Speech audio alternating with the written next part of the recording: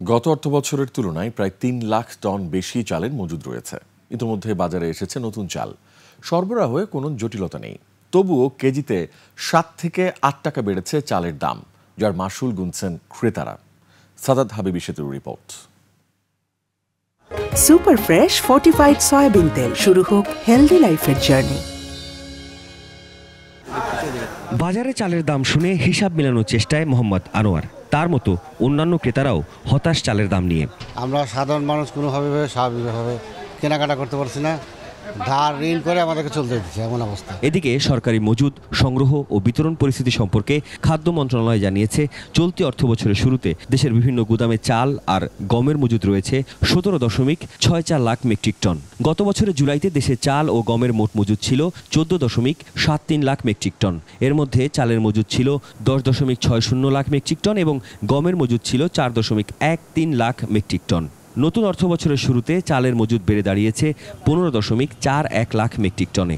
তবে ভোক্তাদের কাছে এসব তথ্য স্রেফ সংখ্যা, কারণ গেল 2 সপ্তাহে খুচরা পর্যায়ে কেজিতে অন্তত 7 থেকে 8 টাকা গড়ে দাম বেড়েছে সব ধরনের চালের। কি বলবো, বাস্তবতার সাথে তো এটা তো মিল নাই, তাই না?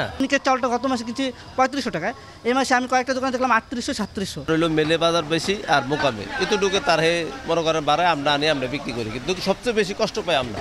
সাধারণ বিক্রেতারা যখন বড় আড়তদার আর মোকামের দিকে আঙুল তুলছেন, তখন ঢাকার বড় চালের আড়ত ঘুরে দেখা গেল অঞ্চল ভেদে একই চালের 2 ধরনের দাম রয়েছে। উত্তরবঙ্গ থেকে আসা চাল বিক্রি হচ্ছে কেজি প্রতি গড়ে 2 থেকে 3 টাকা বেশি দামে। 5 আগস্টের পট পরিবর্তনের পরে আমাদের যারা সিন্ডিকেটের কারসাজি বা সিন্ডিকেটের যারা হতা, তারা কিন্তু তাদের জামা পরিবর্তন করেছেন, তারা তাদের পৃষ্ঠপোষকদের পরিবর্তন করেছেন।